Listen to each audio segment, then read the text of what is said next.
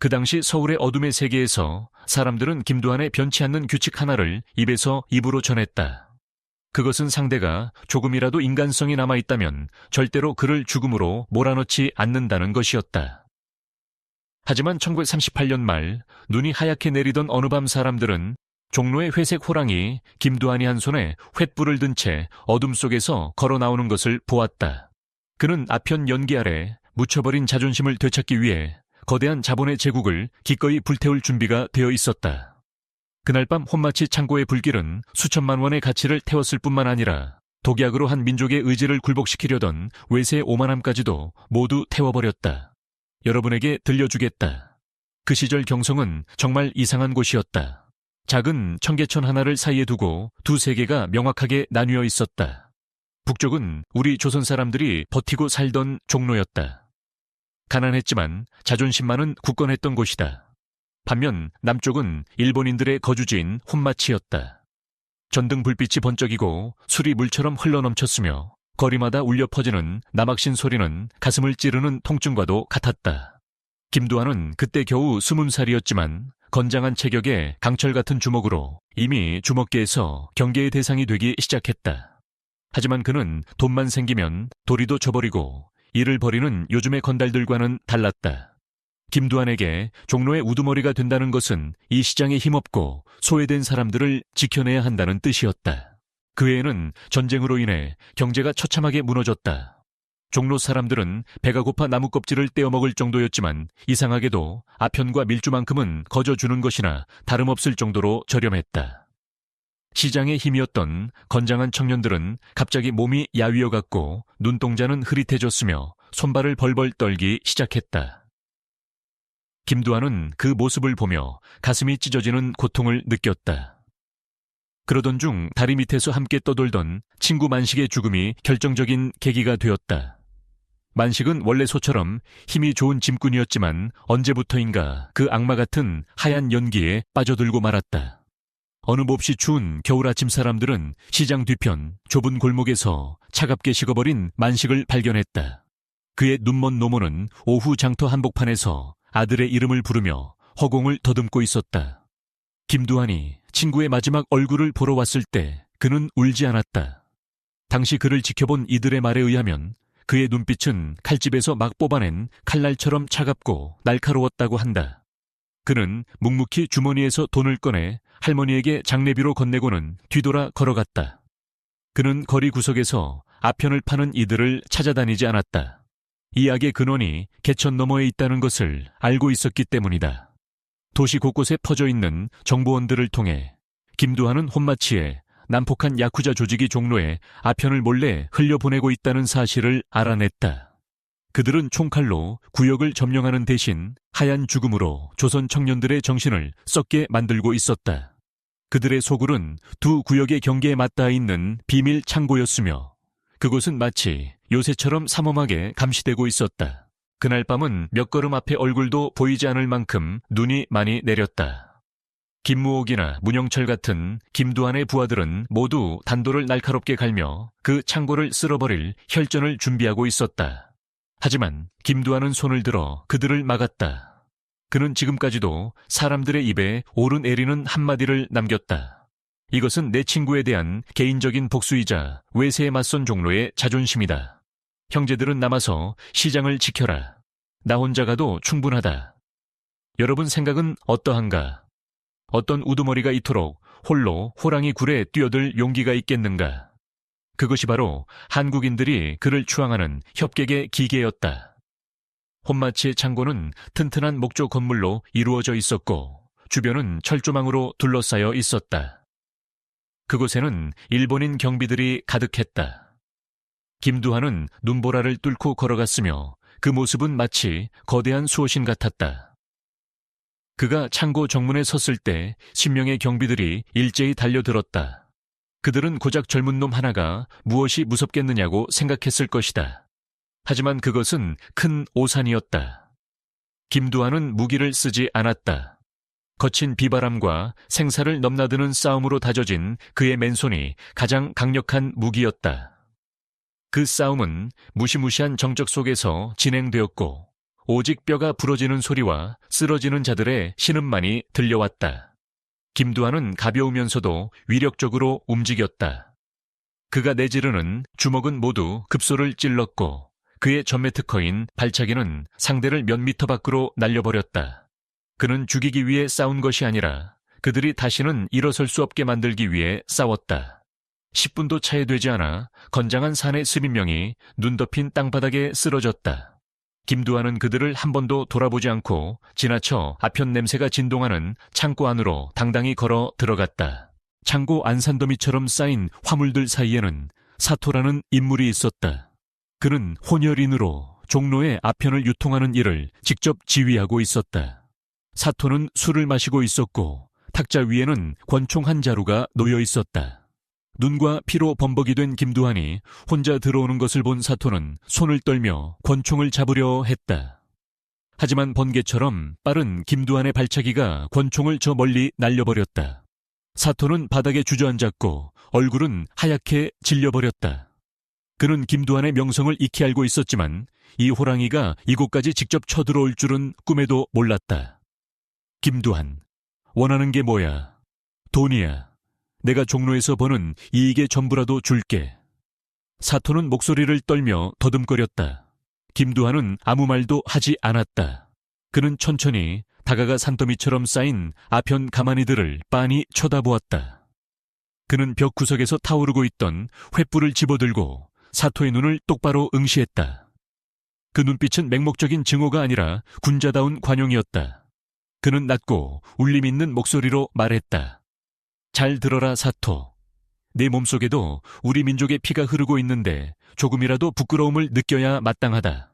너는 이 물건으로 동포들을 죽여서 더러운 돈을 벌었다. 내가 여기 온 것은 네 목숨을 빼앗기 위해서가 아니다. 네 목숨은 만식의 머리카락 한 올만큼의 가치도 없기 때문이다. 사토는 멍해졌다. 그는 마지막 일격을 기다렸지만 그에게 주어진 것은 횃불이었다. 김두한은 사토의 발 앞에 횃불을 던지며 말을 이었다. 나는 이 치욕을 불태우러 왔다. 네 손으로 이 독약을 가져왔으니 네 손으로 직접 태워버려라. 그렇게 한다면 내 친구의 고통은 갚은 것으로 하겠다. 만약 하지 않는다면 이 불길은 너를 위한 것이 될 것이다. 그 순간 사토는 총이나 부하들에게서 나오는 권력이 아닌 눈앞의 남자가 뿜어내는 거대한 의협심을 보았다. 사토는 벌벌 떨며 횃불을 집어들었다. 그는 하지 않으면 죽는다는 것을 알았지만 그보다 김두한의 관용에 완전히 압도당했다. 아편 화물더미에서 불길이 솟구치기 시작했다. 검은 연기가 자욱하게 피어올랐고 아편이 타는 지독한 냄새가 공간을 가득 채웠다. 그런데 바로 그 순간 우지끈하는 소리가 들렸다. 천장의 목조 대들보가 불에 타 무너져 내리며 사토의 다리를 덮쳤다. 그는 바닥에 고꾸라져 움직일 수 없게 되었다. 불길은 순식간에 번져 창고 전체를 집어삼키기 시작했다. 사토는 자신이 만든 지옥에서 산채로 타 죽을 것이라는 공포에 질려 절규했다.